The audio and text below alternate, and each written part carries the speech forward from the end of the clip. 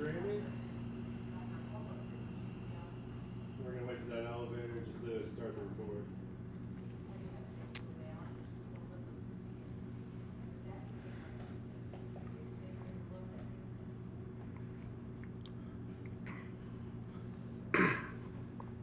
All right, Justin, we are recording. So whenever You're ready, sir. Welcome to You Have Real Estate with me, attorney Justin Clark. Whether you're a first-time home buyer, seasoned investor, or looking to sell your home, this next 30 minutes is designed for you. Think of it like hitting multiple open houses, all from your living room, with my attorney advice throughout the way. If you have any questions at all during the show, I have people standing by right now. 407-205-0400. Or if you want to start that house hunt this weekend, you're going to need a pre-approval, and you can do that right now by calling Dallas Lehman at that very same number, 407-205-0400, to get you pre-approved today. Stop being a renter. Let's be a homeowner. Before we get started, it's time for my opening statement. We're going to change things up a little bit today because there are two incredibly important issues that we need to address that really affect your real estate investments, your real estate dealings in general. Number one, the closing table. It's a scary place for a buyer especially, but a seller as well. The seller is looking to net as much as they can.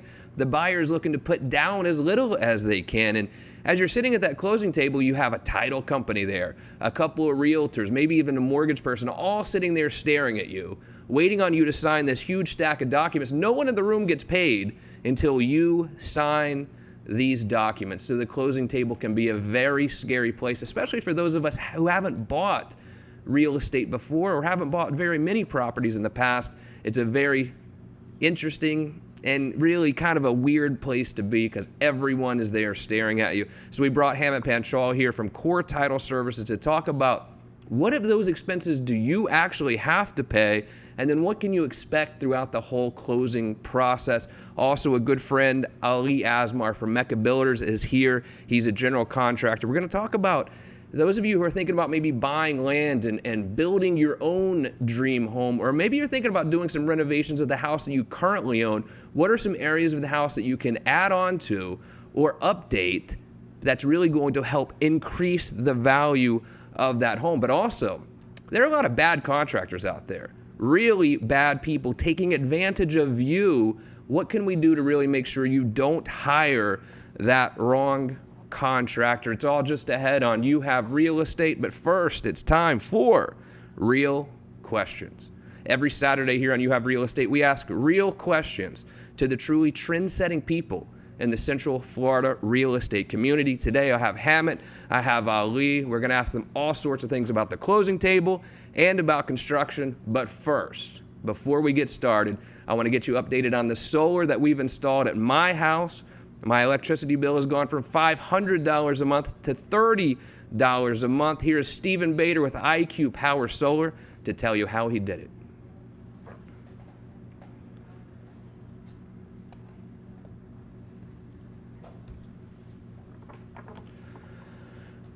All right, welcome back, Ali. Welcome to Broadcast Television. Hemant, how are you, sir? Great, thank you both for being here. Let me start with you, Ali, just quickly, because I've seen so many clients in my office who have come in, we paid all this money to the contractor, they've just ran off. I mean, there's some bad contractors out there, are there not? Oh, a ton of them. And what can I do to really research my contractor, and then how should I pay them? Do I pay them all up front? Do I pay them in a draw? How do I make sure that I'm not getting taken advantage of? Yeah, the first thing you should do is research on Florida Department of Business and Professional Regulations.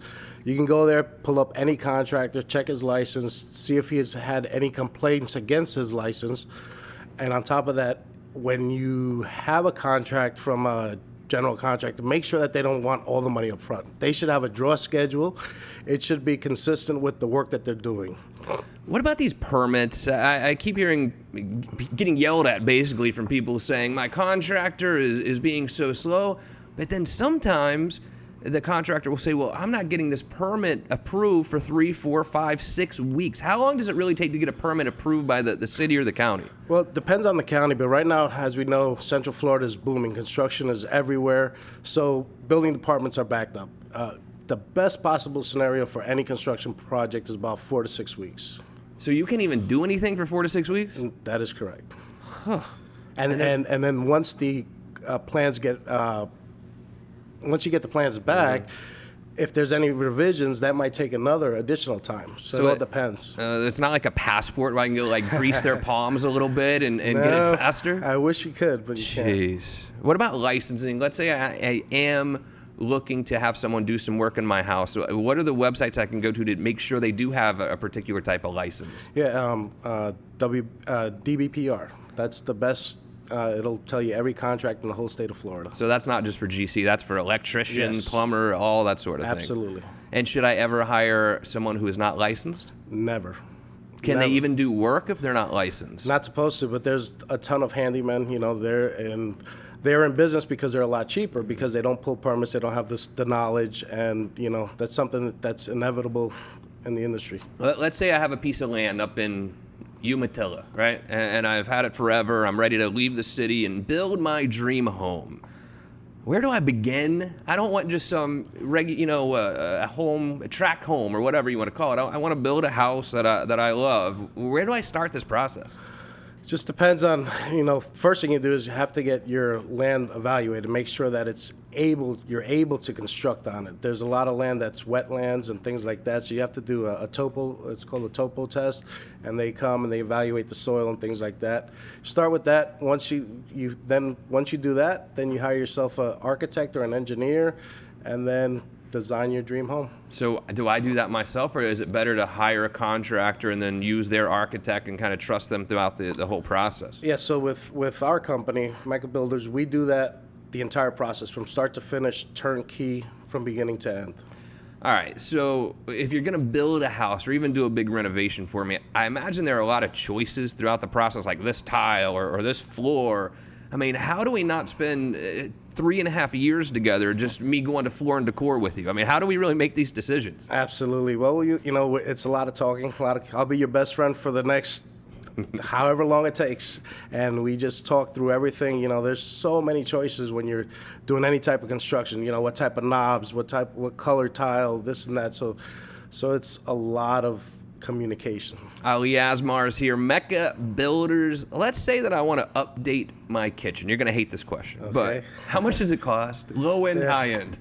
Just depends. You can do a kitchen for $16,000. You can do a kitchen for $300,000. It just depends. So kind of average, average 2,000 square foot house wants to do a pretty nice kitchen. $25,000. Really? Yeah, it's expensive. By the time you cabinets, granite, electrical, lighting, it's just a lot of things involved. What are these change orders I keep hearing about? When I always tell homeowners before they start a project, they should have at least 10% in reserve above the contract price, because while you're in construction, you always find things that you want to change. So whether it's moving a wall or changing a cabinet and things like that, and then we just have to do a change order and do the work. I'm going to show you some before and after pictures of some of Ali's work here in just a moment. But oftentimes at my firm too, people will come in and say, I paid this contractor $10,000 to do this or do that. And I'm like, okay, well, let me see the contract. Oh no, we didn't have a contract. He just kind of, wrote it on a napkin. Do you recommend getting any work done? Do you recommend putting it all in writing?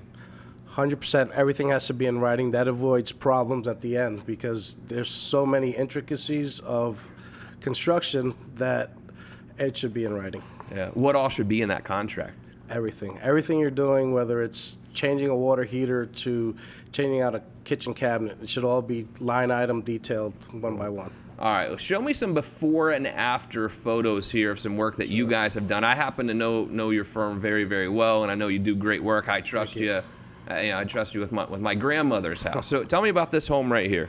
This was a home in Altamont Springs we just completed. It was this is a before picture. The homeowner wanted to do open up the kitchen, kind of redo it. It had some very old cabinets in it, so we went in and kind of demoed out the walls and took out the cabinets, and Nice. It's a big difference. It's a big difference.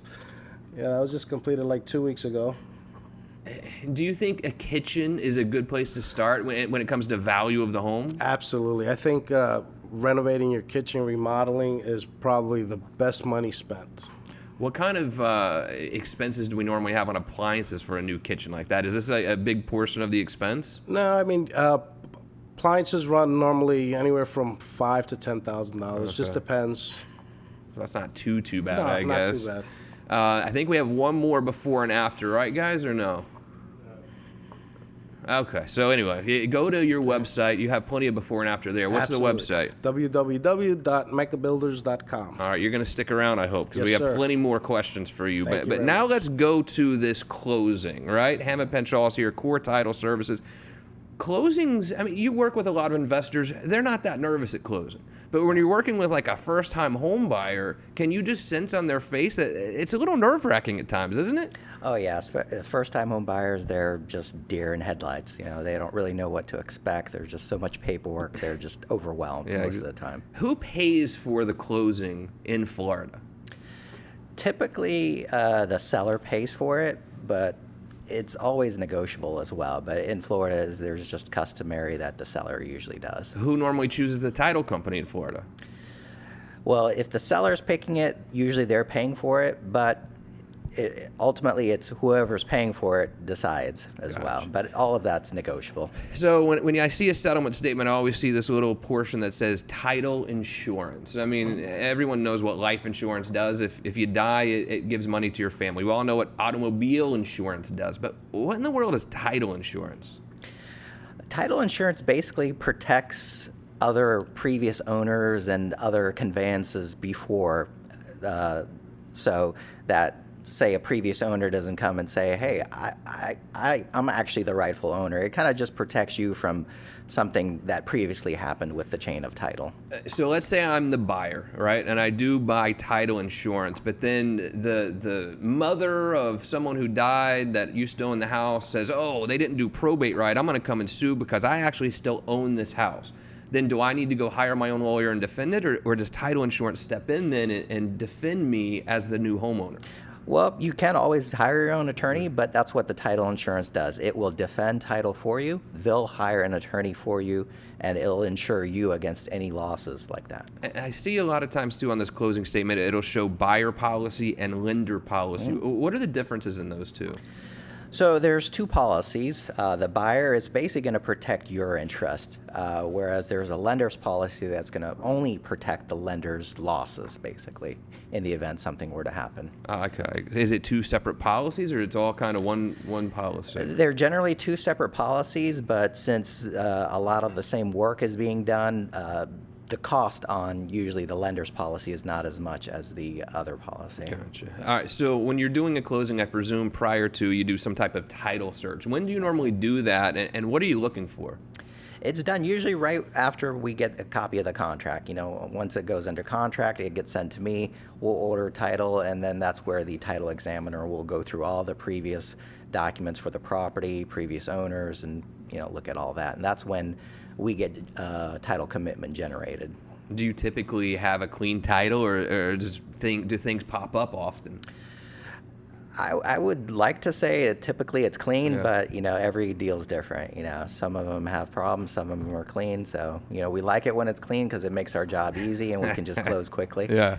But it just depends on what you get. Let's say on average, what's the typical time from someone going under contract to actually closing there with you? It depends, I mean, a lot of times we usually end up waiting for the financing. So if it's a cash deal, we can close, usually about a week or two. Oh, yeah. If it's financing, it's really up to the lender and how quickly they can approve the loan. But, we're usually ready within a week or two. I've rarely seen delays due to title. Yeah. So. I see sometimes people ask me about a reissue credit. They want some credit for an old title policy. What does that mean exactly?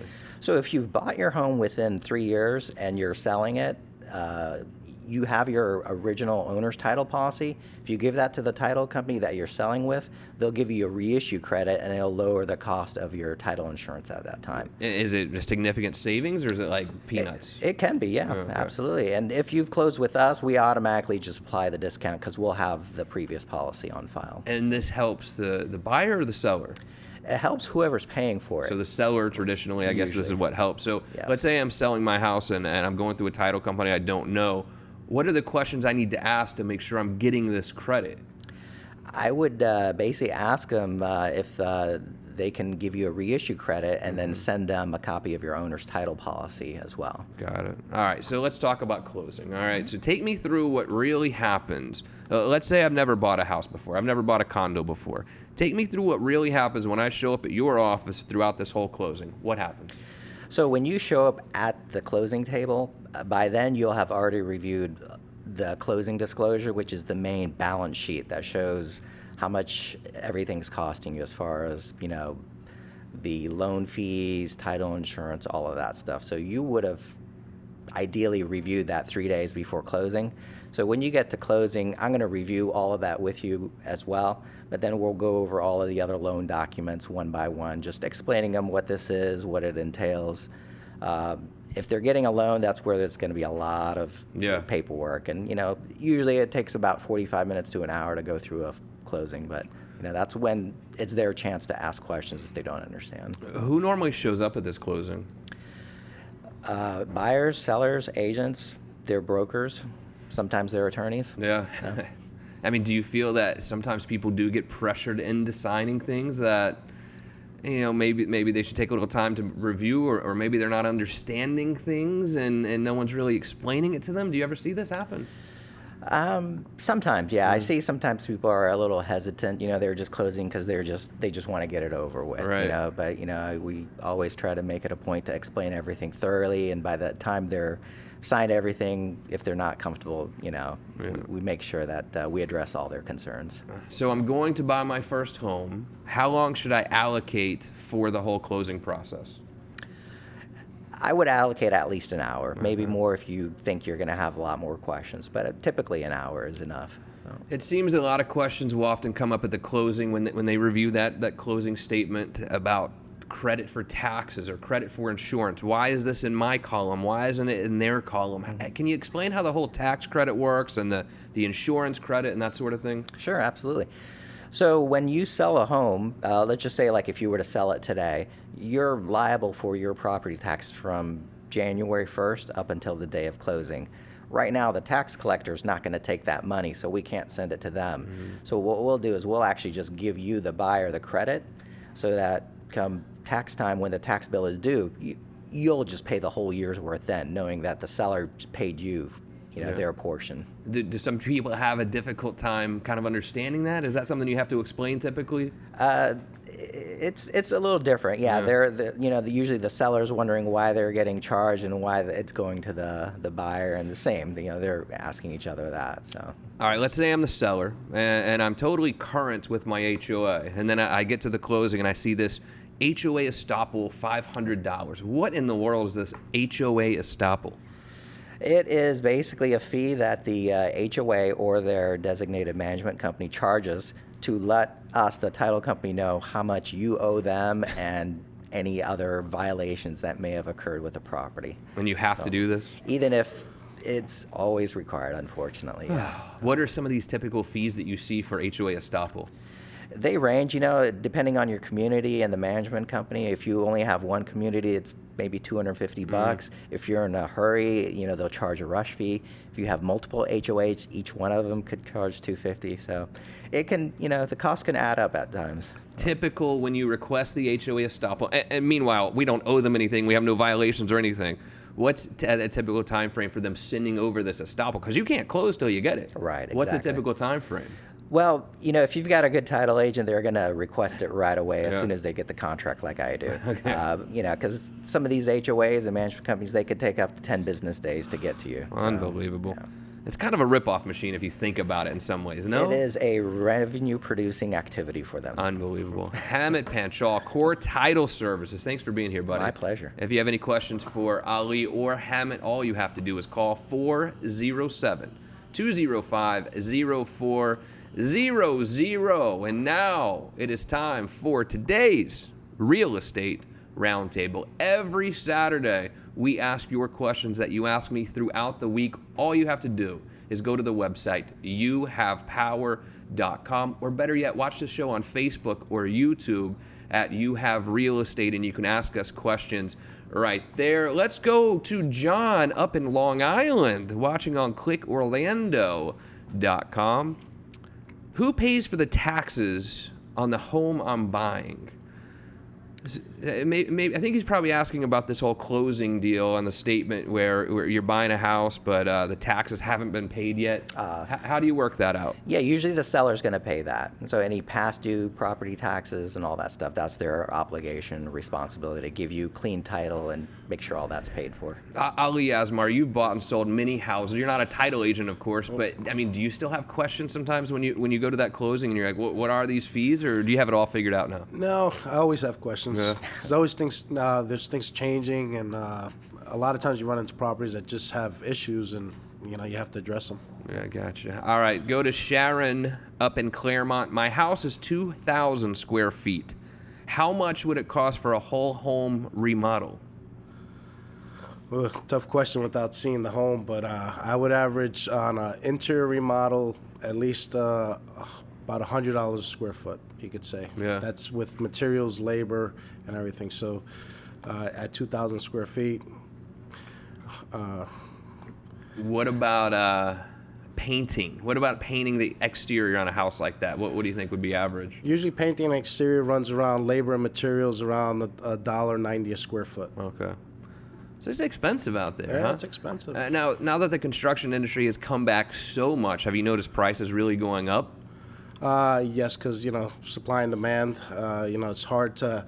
The good thing with us is that we have workers that work for us directly, and we're not just using a sub, what a lot of companies do. Yeah. So it's hard to find good workers, and everyone's so busy now, so it's a tough market. Jeff in Kissimmee asked, do I go and buy my own materials, or do you buy them for me? No, we like to purchase all our materials. A lot of homeowners, that's the first question they'll say, oh, I'll buy the materials if you just provide the labor. But we do such volume that I buy materials a lot cheaper than any, the regular homeowner. Yeah. So you get a deal because Yeah, you're buying in always. volume, in bulk. Always. So And then I pass that savings on to the client. I think it only makes sense to you don't want your customer running into Home Depot every other day and bringing back 2x4s. You're like, look, I have a truck for that. You know what I mean? Oh, man. All right. So let's go to Shane in Winter Springs. I'm selling my home, and the HOA is requiring an estoppel. What is this for, and do I have to pay? I know we just dealt with this a minute ago. Go ahead. Yeah, I mean, it's just something that you're going to have to order just so that, the title company and the buyer knows how much is owed to them, if there are any violations, anything outstanding that needs to be addressed before closing. Yeah. Jessica in Maitland ask, what types of insurance do I need to make sure my contractor has? Yes, needs general liability, workers' comp, or workers' comp exemption. It's always better to have workers' comp than an exemption. And that's about it. And then make sure all his licenses are up to date. Is there any way to really check the insurance policy? I mean, you just have to trust them, I guess. No, they'll give you a binder. Oh, they'll It's show it to you. Yes, and then that job should be certified to that client. Yeah. Don't kid yourself. If your contractor has no insurance, someone gets hurt on that job, who are they going to sue? The contractor who's going to be back in Nebraska by the time the lawsuit happens, or you as the homeowner who has $1 million insurance policy? They're going to sue you. You need to make sure anyone who does any work on your house has insurance, or if someone gets hurt, you're going to be dealing with it for the next year or two, and it's going to end up getting expensive for you. Absolutely. I mean, you have to. And if I may, Yeah. one of the most important things is getting a release of lien at the end of the job, saying that all the subcontractors have been paid, and that'll prevent anything in the future. That's also important from a title perspective, too, because you want clean title. Exactly. Absolutely. Henry up in Lake Mary. Why is the title company asking me for certified funds? So at closing, everybody wants to get paid. The realtors do, the seller does. So the only way to get everybody paid is for you to send certified funds, which is the form of a wire transfer. So what about if I'm putting a deposit on a house? Can it be regular funds or still needs to be certified? Yeah, usually deposits, we can take pretty much anything, Mm-hmm. you know, because you're not closing right away. You know, that gives Right. funds time to clear and make sure, you know, nothing's going to bounce. Gotcha. Rhonda up in Osteen. Can an outdoor kitchen increase the value of my home, and how much does it typically cost to install? A custom-built summer kitchen ranges anywhere from $1,100 to $1,300 a linear foot. What is a linear foot? Just asking for a friend. About that big. Okay. But so that's $1,100. $1,100. Okay. So yeah, it's very expensive, but it's something that'll be there as long as the house is there. So does that mean just like against one wall or even up? Yeah. However, you know, the standard height, 42 inches, and then every foot is $1,200. Say $1,000 to $1,300 for Yeah. year. But that includes everything: your grill, your refrigerator, and all the items inside the grill. Gotcha. So linear foot versus square foot. So a square. Yeah, square foot Mm-hmm. is, you know, length times width, and then a linear foot is Hemant just... wants to know. That's not me. I was He curious. gave me a look like, can you please ask? Yeah. So, all right. So if a linear foot means you're just... I get the difference between a square and this, but does that mean in a linear... Does that mean in a linear foot it goes all the way to the top of the ceiling? You're not... It's just a straight line. Mm-hmm. So it's just a straight line from here to there. Got it. Ali Asmar, Mecca Builders, thanks for All being right. here, buddy. Good to see you. thank you Hemant, for having me. Panchal, Core Title Services, thank you both for coming in today. Great information. If you have any questions for these guys, I want you to give them a call, 407-205-0400. Or if you're looking to buy your new home this weekend or even refinance, where the rates are right now, now is a fantastic time to refinance. Dallas Lehman is standing by at the office as we speak. 407-205-0400. But most importantly, thank you for joining us today. If you have any questions at all, you know the phone number, or you can also go to the website, youhavepower.com. I'm attorney Justin Clark, and I'll see you right back here next week for another edition of You Have Real Estate. Good job, guys. Hey, thank you. It goes by pretty fast, right? Yeah. It goes by quickly.